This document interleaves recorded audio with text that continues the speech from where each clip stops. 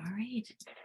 Welcome to another exciting episode of Meet the Author at the Pyramid Club, but not really at the Pyramid Club. So obviously today is a virtual session, and happy Good Friday or blessed Good Friday and Easter weekend and Passover. We have all kinds of lovely things that we're celebrating, and happy flowers and tulips and warmer weather. We had, I think, an 81-degree day yesterday in Philadelphia. That's crazy for this time of year. But the warm weather is here. I want to make sure folks that are in the chat room, I just want to welcome you. If you would share who you are and where are you zooming in from. And I want to introduce you also to Darby, who is our chat room ambassador. She will be there to guide us through today's program and play with folks in the chat room.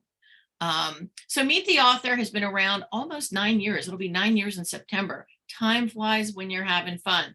We are so happy to be part of Philadelphia Business Journal's best networking list. This year we are number 4.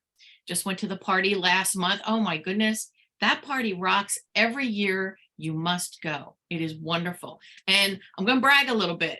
I am a finalist for HR Person of the Year in the Delaware Valley. Just found out last week. Craziness. May 18th, there's a huge party at Live Casino, and I'm going to put the link in there if you want to go. I'll be honest with you, I think these tickets are, they're not cheap, but I think it will be a really fun event. So let me put that out there if you want to join me at HR Person of the Year. Quick announcements. What's coming up? May 1st, Robbie Samuels wrote a book called Break Out of Boredom. Lots of great tips on how to make Zoom fun, exciting, and not boring. May 3rd, women's panel at the Pyramid Club. So we have 5 authors who will join us there. That's going to be great. Grab a glass of wine, buy a book. June 1st, David Newman, Do It Selling. His book just launched within the last week or so. He is a wonderful resource for marketing, sales. I invite you to come to that. July 20th. In fact, our current author today introduced me to Mark Hirschberg. He has a book called Career Toolkit.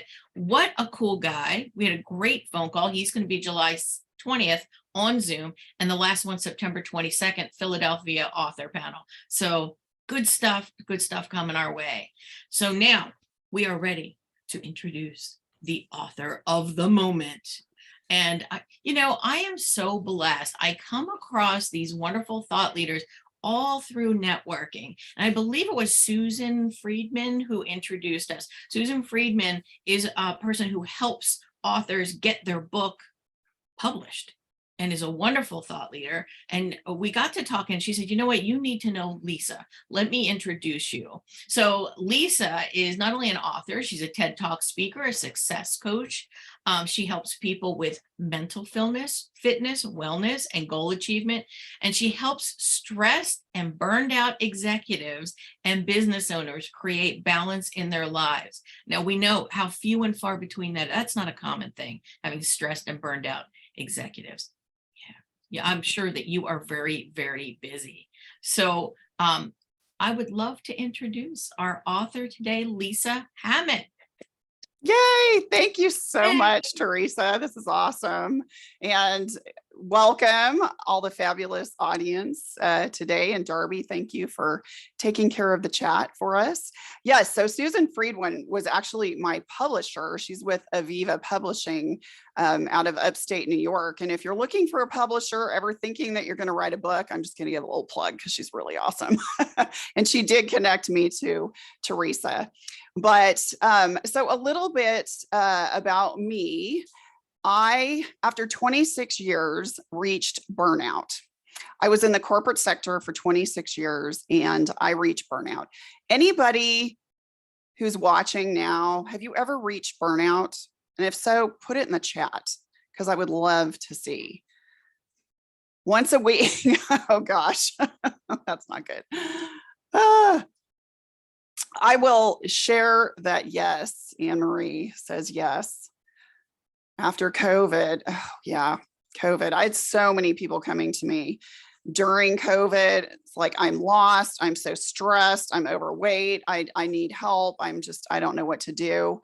So in my case, I equate it to feeling like you slammed into a wall at full speed and you have absolutely no mental bandwidth to continue in your existing environment. Oh yeah, Lauren, I hear you. It was very difficult. I was suffering from chronic migraines. I had other health issues. My marriage was strained, and I was suffering just from a lot of stress and anxiety. And I couldn't manage another day doing this. So I exited a 26-year career at a high paying salary without a strategy of how I would replace that income. And as a result, caused significant financial hardship for many years involving bankruptcy. So I share that to tell you that oftentimes when we allow ourselves to get to that point, we make a drastic decision that can have lasting implications. So I am so passionate about helping people manage stress before it gets to that point. I'm not saying I wouldn't have exited a toxic work environment. Yes, I would have, but I would have been more intentional and had more forethought as far as how I did it. And I would not have allowed myself to get so stressed. So I'm going to share my screen because I do have a presentation to share with you all. And I want to make sure, if you would please tell me, trying to start the slideshow here. It's being persnickety. Oh, here we go. Play from start. Sorry about that. Can everybody see? Somebody to shout out for me? We're good? Okay, I'm going to assume we are. I have not heard anything otherwise. All right, so last year I published From Burnout to Best Life, and it integrates my journey of overcoming burnout to a happy, healthy, fulfilled life. When I left the corporate sector, I started my personal wellness journey and I lost 65 pounds. And then I began health and wellness coaching. And I've been doing that for over 11 years. And then during the pandemic, I started life coaching. And now I incorporate mental fitness, positive intelligence as the platform or foundation of my coaching practice.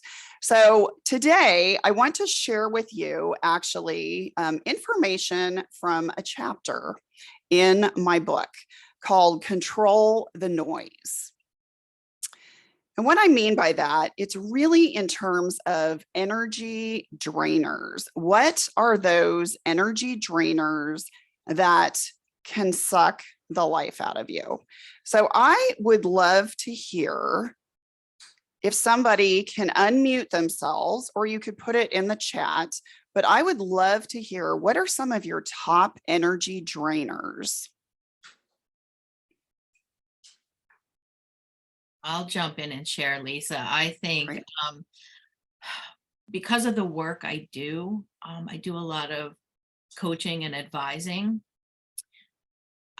There's some negative people, so and some of them just want to complain and they don't want a solution. And I have to tell you, I am exhausted mentally and physically after such a thing. So that's what it is for me. Oh, for sure. And we're going to talk about that because they can literally suck the life out of you. They really can. Unrealistic expectations. Oh boy, yes, especially in the work sector. Ooh, yes, that can really put you over the edge. Anybody else? Any other thoughts? Well, here are some of the top ones, and feel free to continue. My own shoulds, micromanagers. Oh, yes. Oh, these are all so good. So good. So I'm sure a lot of these, the news, yes, big one.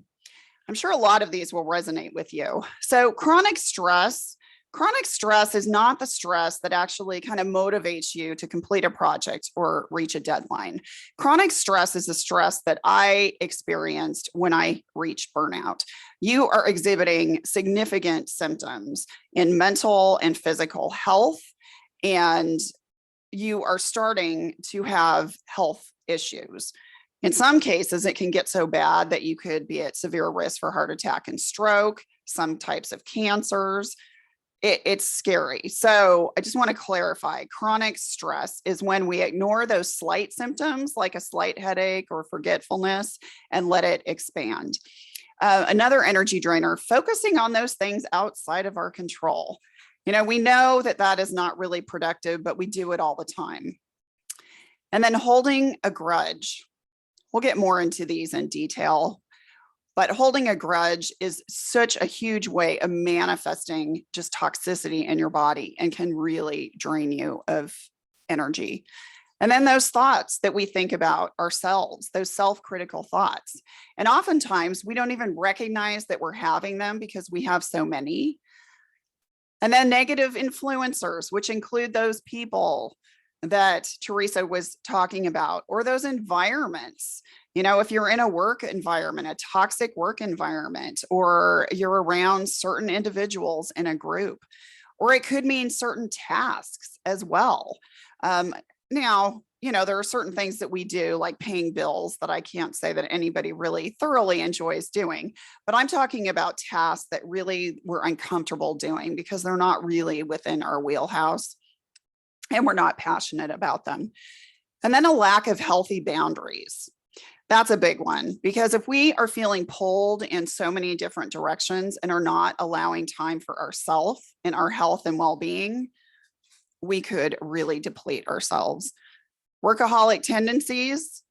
Yes, I still struggle with this. I admit I am much better and I'm good about scheduling self-care, but I could work all the time.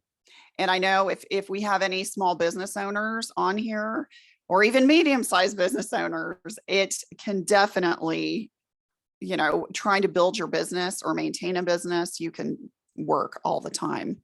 Oops, sorry about that. I went a little quick here. And then procrastination. So procrastination, we often think of procrastination in terms of that we're lazy. We're not inherently lazy as individuals. But procrastination is really a form of fear. It's either a fear of rejection or a fear of failure. We put off what is uncomfortable for us. So that can also drain us of our energy. And we might not think of that, initially, but that can happen. Okay, now let's move forward and let's go into these in a little more detail. So we've already talked about the chronic stress piece of it. So let's talk about those things that are outside of our control, like other people's expectations.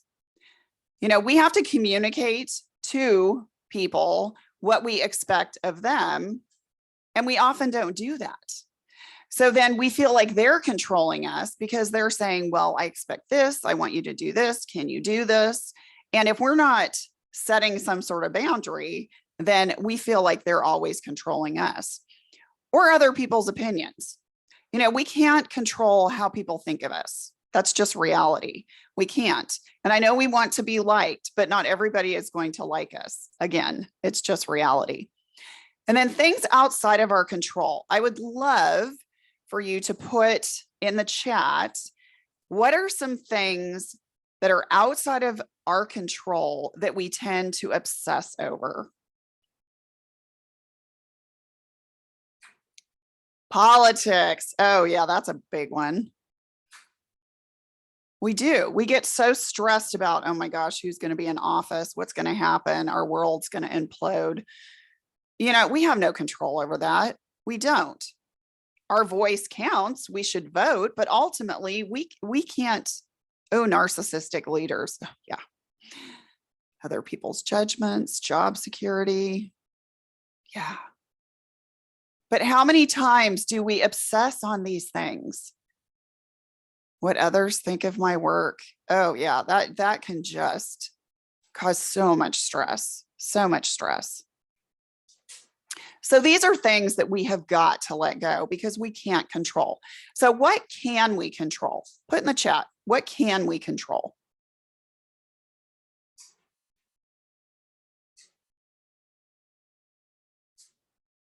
Our attitude. Absolutely. Absolutely. Our words and behaviors and our mindset and our thoughts. Yes. Energy, choices, our perspective. 100%.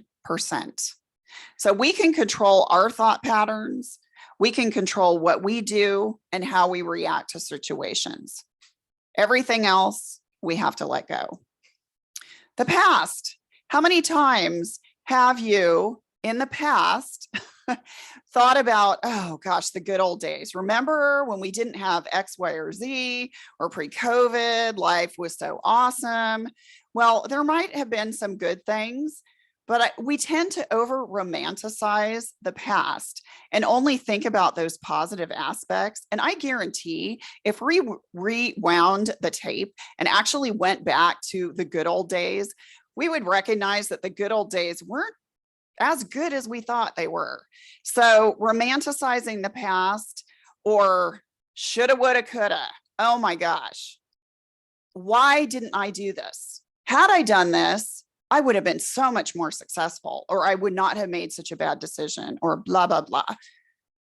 Stuck in guilt or shame for past choices. Absolutely. It is what it is. The only really good thing about reflecting on the past is, what did I learn from it? And to look at that as a learning and to apply that to what you're doing in the current moment, so that you can impact what happens in the future, or influence. You can't control the future by any means, but you can influence.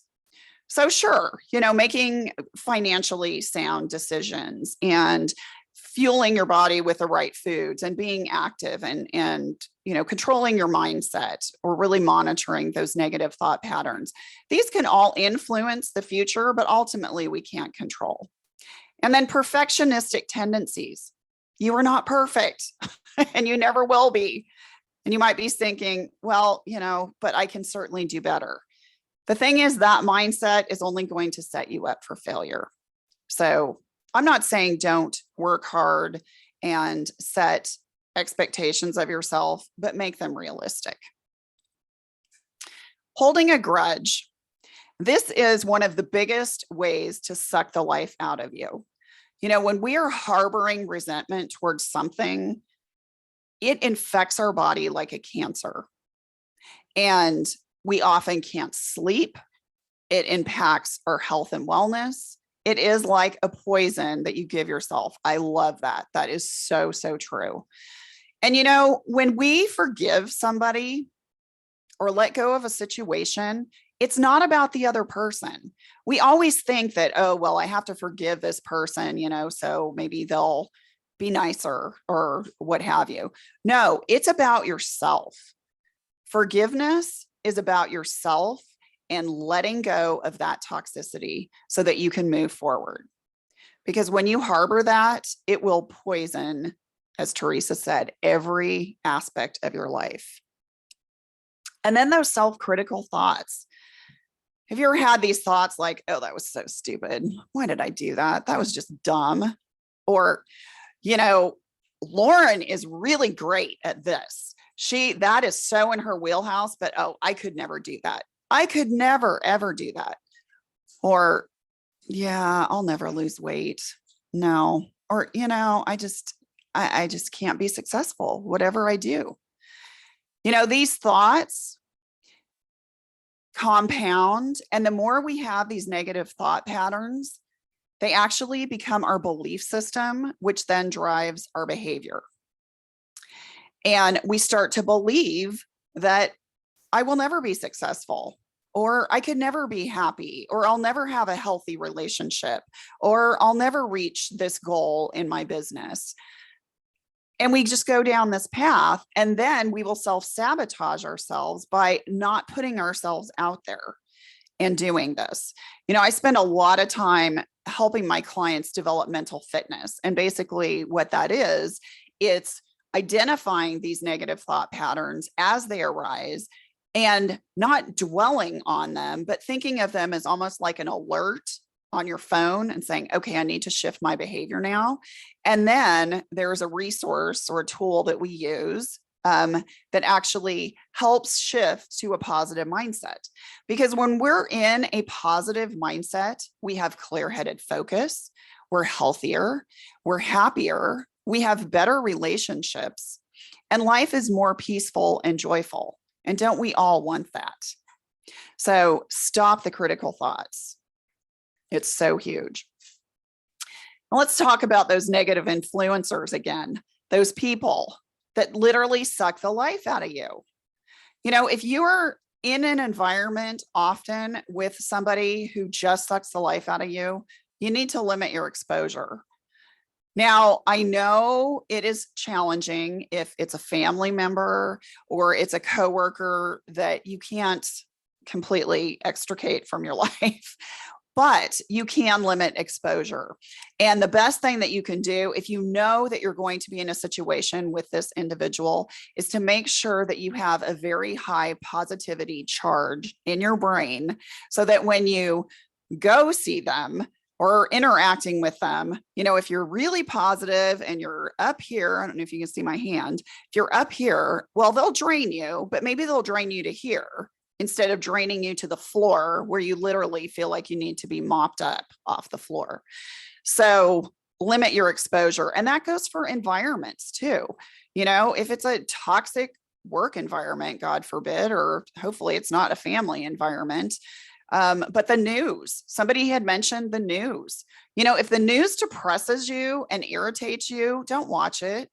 You're going to find out if the world is imploding or something of major consequence is going to occur. You're going to hear about it. Trust me, it's not going to be life altering to not watch the news. I haven't watched the news in probably 15 years because I get so agitated and irritated because I'm like, if you would just teach the news and not start doing all this angry, toxic dialogue back and forth, it serves no purpose. So extricate yourself from that. And that goes for social media. I'm on a lot of social media and I believe in social media in a lot of ways, but you can go down these awful, awful rabbit holes. And I have done a very good job at removing certain individuals or thought leaders from my feed that preach or go down that negative rabbit hole. And they're absolutely, they can have their voice. That is okay. But I just don't want it on my feed and I choose not to engage. And then lastly, those tasks. Now, again, I'd mentioned bill paying before. There are certain things that we have to do. That's just reality. But there are things that we're just not that skilled at. And it doesn't mean that we're bad. We all have gifts, right? And there's things that we're passionate about. And I will use an example of myself. I can write content all day long. I enjoy it. I feel very comfortable speaking in front of people, either virtually or in person. And I can shoot videos. I am great at doing all those things. But to edit a video or to monitor my SEO or to upload and update my website, oh my gosh, it stresses me out. Technology, I'm not completely ignorant when it comes to technology, but it is definitely not a strong suit for me. So I hire that or I farm that out to other people to do it because they can do it really well. And then that allows me time to focus on the things that I enjoy. So if there are certain tasks that you're doing that are draining you of energy, really ask yourself, do I really have to do this? And can I farm it out to somebody else? And then setting healthy boundaries. Ugh, this is such a good one. How many of y'all struggle to say no? Be honest. Let's put it in the chat. Megan raised her hand. Yes, we all struggle with that. And we want to be liked. We want to be liked, and that's okay. But the thing is, if by always saying yes to things, you are inadvertently saying no to things that are more important, like spending time with family or personal care, and just allowing yourself to get very stressed, you have got to set boundaries. You have got to set boundaries. And I know it's not always easy, but I will tell you from experience that the more that you do it, the easier it gets. I used to be terrible at this, and now I am very good at setting boundaries. And I have found that if you're honest, that's the best policy. So when it comes to like personal things, like if somebody's inviting you to do something and you just have such a full schedule and you need a day off, you need a break, say something like, I so appreciate the invitation, but my schedule is so full right now. I just can't add anything else at the moment, but thank you. You know, if it's a person who respects you and cares about you, they're going to completely understand. If it's a person that's going to say, oh, come on, sure you can. Come on, you're no fun. That's not somebody you want in your life anyways, at least not all the time. So say no. And if you're in the workspace and are afraid to say no because you're afraid that you won't look like a team player and it will reflect negatively on your work performance, then again, honesty and provide a solution. So if you're, somebody you're working with is trying to get you to add another task to your plate, just share, I've got X, Y, and Z due at this time. If I take this on, I won't be able to do it until next week. So can you give me more time, or can I suggest that so-and-so maybe do this task? Whatever it is, offer a solution. And then gain control of your calendar. Now, this seems like an absolute no-brainer, but I can't tell you how many top-level executives I talk to who feel like their life is out of control and they have no time to do anything, let alone, take some time out to take a break or have a lunch or go to the gym or even go for a short walk. Well, the problem is that's on them, and they did not set boundaries. So they've made themselves way too accessible. One of the best things, what's this, Lauren? Let's see, about saying no. They're also about knowing what you want to say hell yes to. Oh yeah, I love that. So true. So true. So what changed my life is when I actually started booking certain tasks for certain days of the week. So for example, on Mondays and Tuesdays, those are my client days. That's when I meet with clients either in person or virtually. On Wednesdays and Thursdays, those are my networking days. Those are days that I'll either do an in-person networking meeting or I'll do virtual, or I'll open up my calendar for people who want to do a one-to-one or maybe want to learn more about what I do. And then on Fridays, I block the day and that's my personal day. Now, that doesn't mean I don't work, but those are Fridays are the days that I'll make hair appointments and I'll go to the doctor and I'll do a vet appointment or what have you. And if I don't have a bunch of appointments scheduled that day, then I choose how to spend my time. So like today, I was thrilled to be here. I was so excited to accept this invitation. And I was delighted to be here on Friday because I had control of my calendar and I could do that. And it was great. Sometimes I may use it to finish up a work project that I've been working on all week, or maybe connecting with somebody that I've wanted to connect with and I just haven't had the time.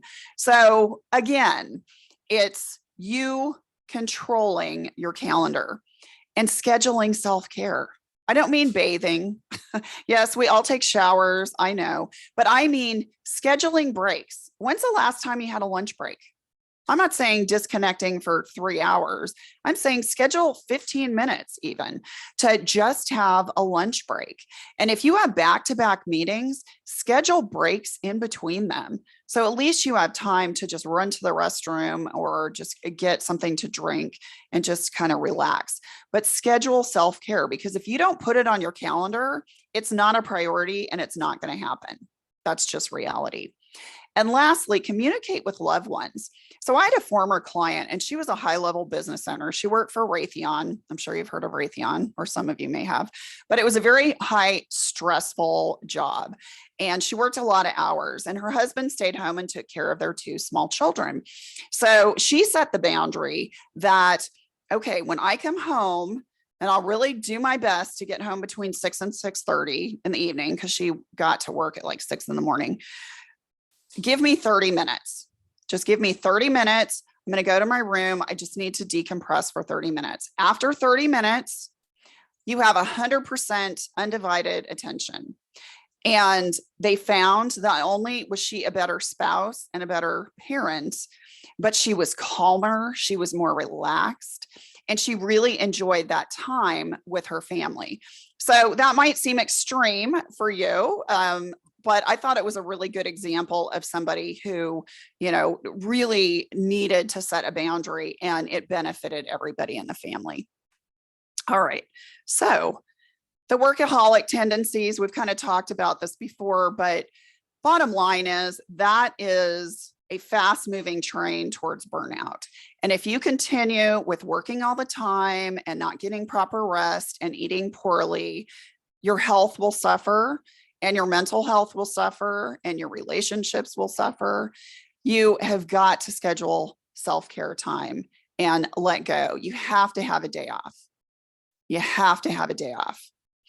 And I know it's hard. Yes, I get it, Teresa, because I could literally work every single day, like 14 hours a day. I could do that, but I don't. And I'm going to admit there are some days where I feel a little guilty taking some time off, but I need that. And I find that I am so much more productive, and I'm healthier, and I am happier when I take that time off. In fact, I just did two social media posts on LinkedIn about the importance of going on vacation and disconnecting and not working by the pool, but taking time off. It is imperative. It's imperative. And then stop procrastinating. Stop it.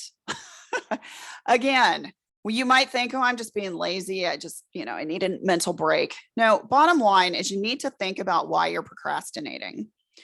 Is there a deeper seated fear here that you're really afraid that you're going to fail at something? And if so, talk to somebody about it. Talk to a mentor, talk to a family member, talk to a coach. You need to move past that, because if you continue to procrastinate, you're just going to create a lot of stress, and your energy will definitely drain. So stop procrastination. So now that we've talked about all these different ways to control the noise and not have your energy depleted, what I want to hear from you is, how will you control the noise? Quit my job in December. I'm looking now, but last year almost killed me. Oh, Christine, I'm so sorry to hear that. But good for you for getting out of a toxic situation. I get it. I've been there, and it's a hard road to dig yourself out of, but it is doable. It is so doable. And again, kudos for having the courage to get out of that. So how else will you control the noise? What will you do? Anybody? All right. I can't type fast enough. I was trying. It's Teresa. So Hi, Teresa. I scheduled some time this afternoon, but I'm already talking myself out of it. I scheduled time to do some beading, and those that are in the chat that know me know I love to do beads.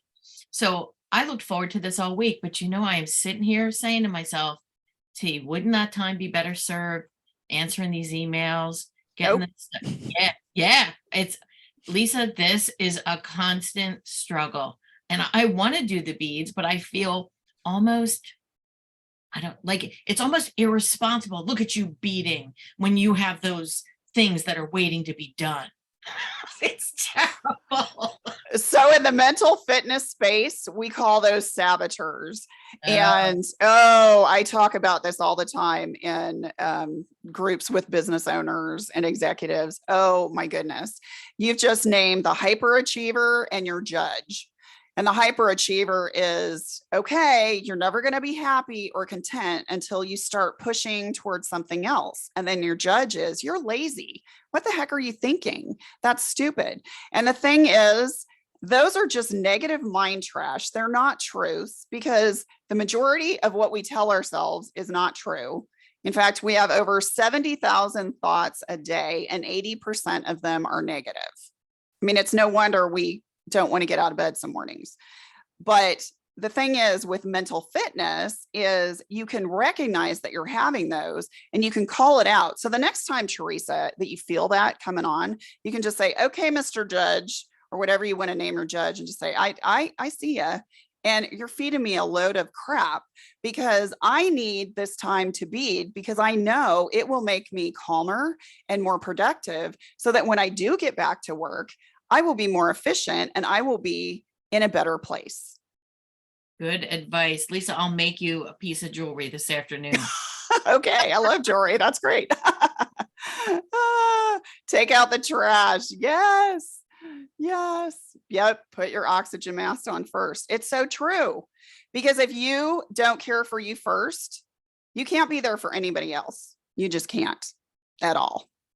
So I'm going to wrap this up because I know we're probably running out of time here, but I'm so grateful for all the amazing comments in the chat.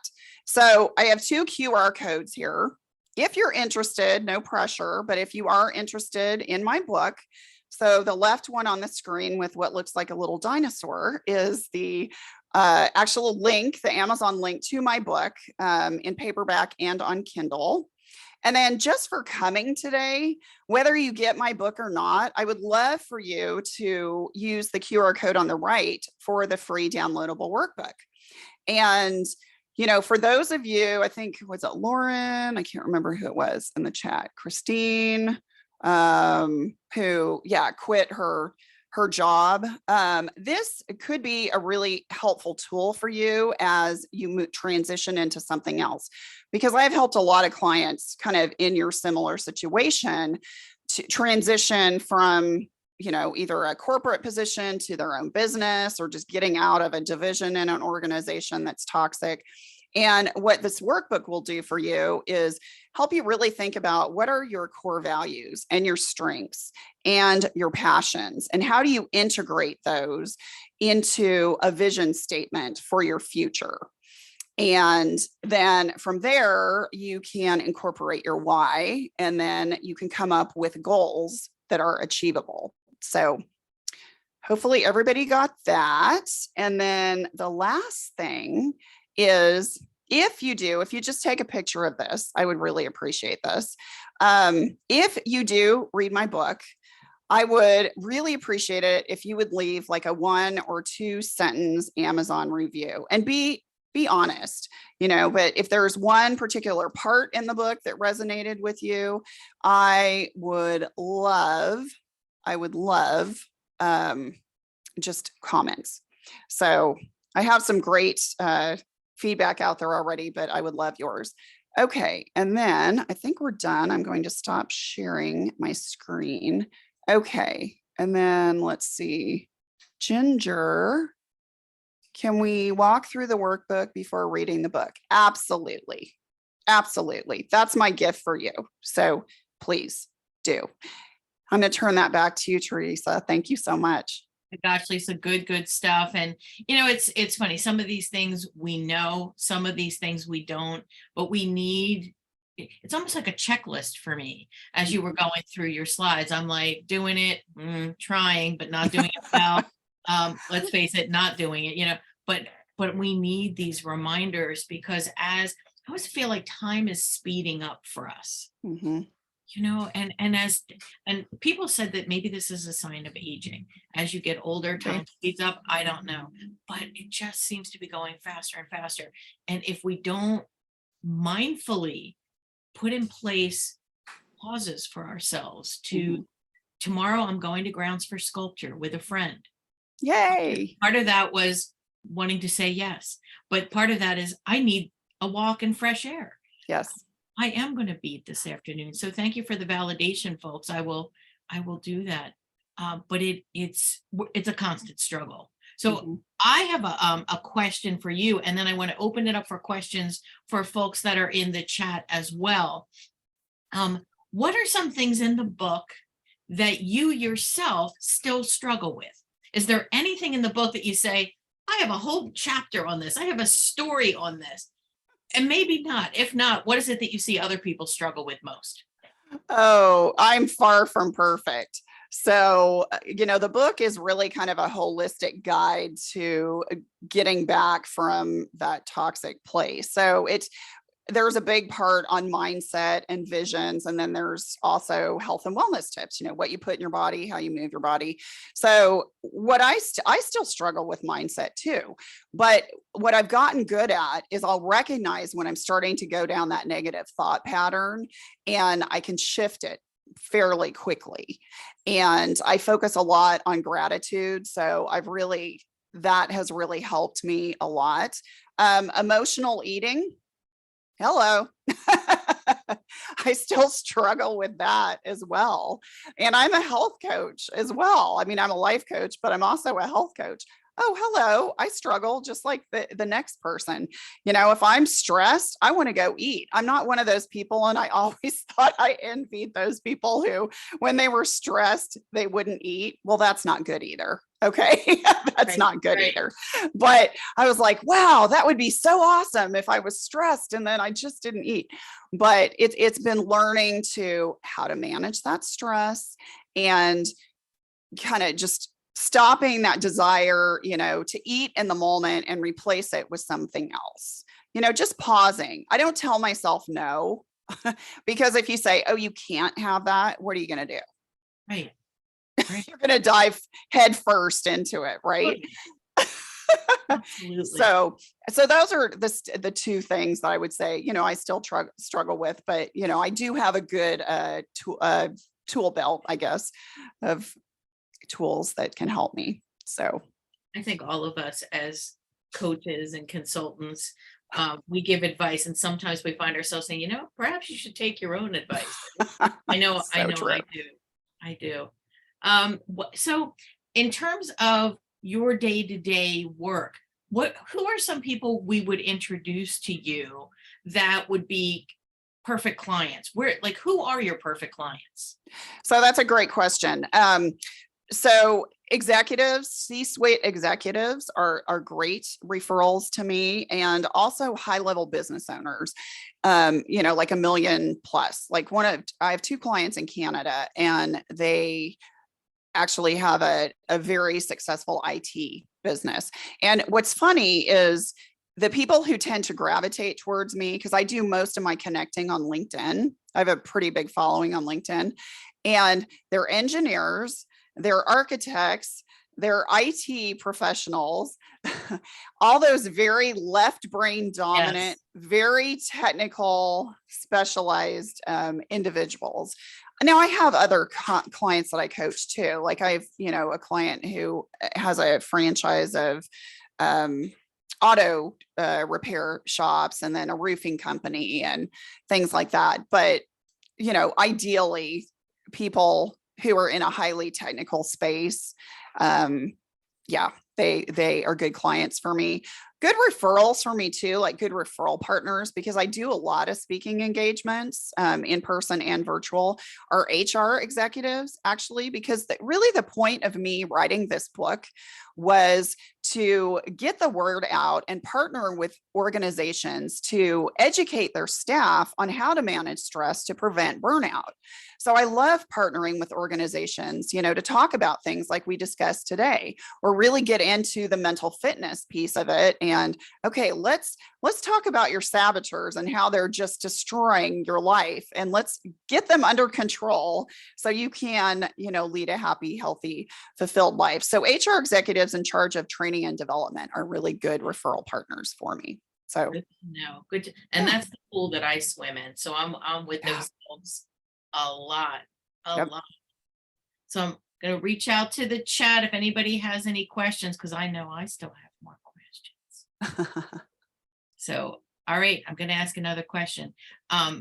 Whenever you have an area of thought leadership and you're helping people with something, you'll have people come back to you and say, there was this one thing that made all the difference. So you've got tips on, I don't know, 30, 40, 50 things. Do people ever come back to you and say, this one thing that I shifted made all the difference? And what are those things that come up?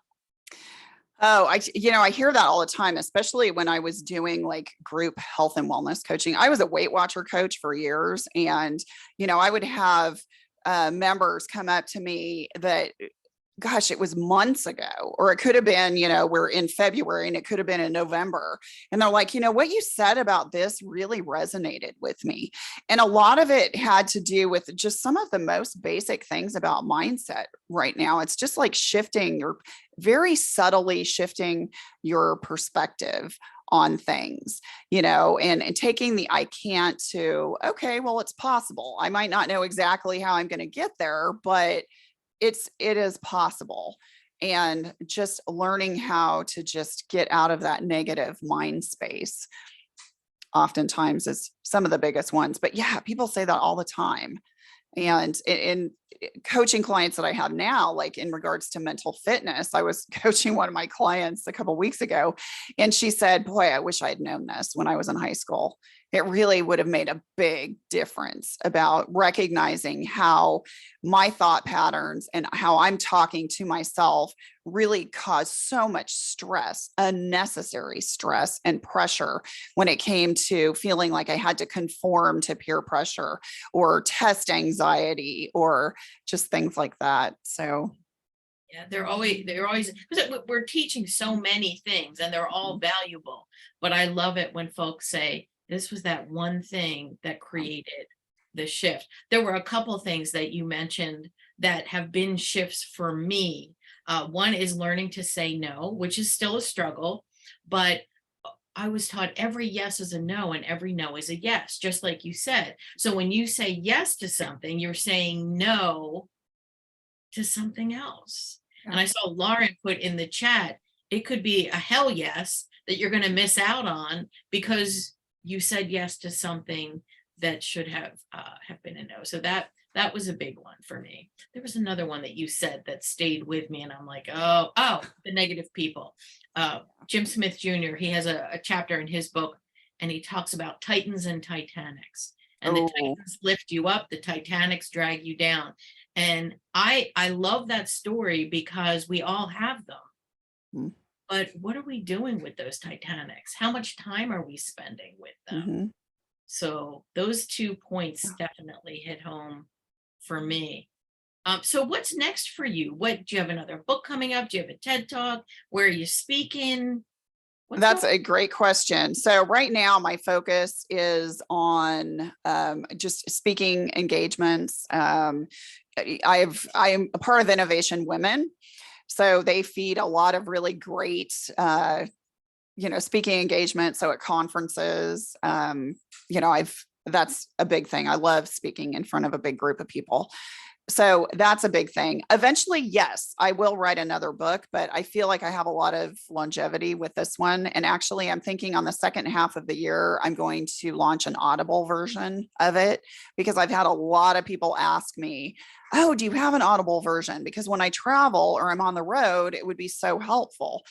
And I get that. So I think I have a lot more work to do with this book before I actually write another book, but I am working on an accountability group, an in-person accountability group for a group of individuals locally. And that what we're doing, we could certainly do online too, if somebody else is interested in starting with a group of people that they're connected to doing an accountability group. But oftentimes the reason we don't achieve our goals is because it's really hard to motivate ourselves and stay motivated. So we need that accountability from other people and just a safe space, to air challenges that we might have because we all face them. And also to share successes because we want to lift each other up and have that great positive environment where we can support each other. Absolutely. And as coaches, we see the value of coaching. Absolutely. So when you have an accountability group, that's a circle of coaches helping each other get whatever it is they want to get done. Yep. Which is awesome. Absolutely. Excellent. I'm reading Megan's comment. At work, we are selling chocolates as part of a fundraiser. The number of times that a coworker stops by for emotional support chocolate.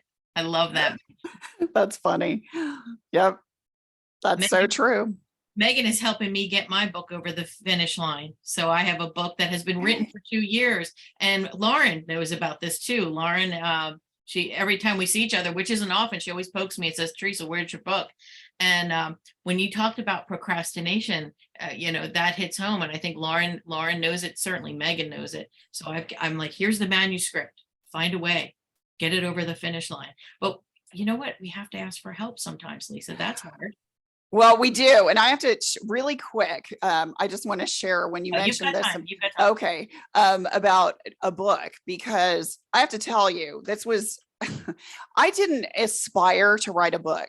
I really didn't. I liked writing in college. I was in a creative writing class, but I wrote like ghost stories, like Stephen King type things. I just thought that was kind of interesting.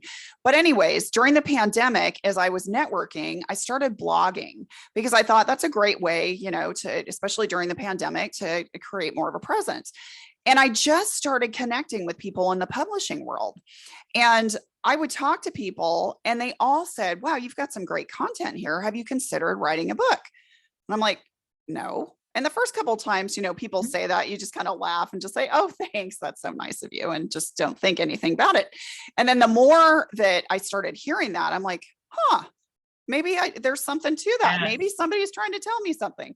So I put little seeds out to friends and family, and I asked them what they thought. And they're like, oh my gosh, you need to write a book.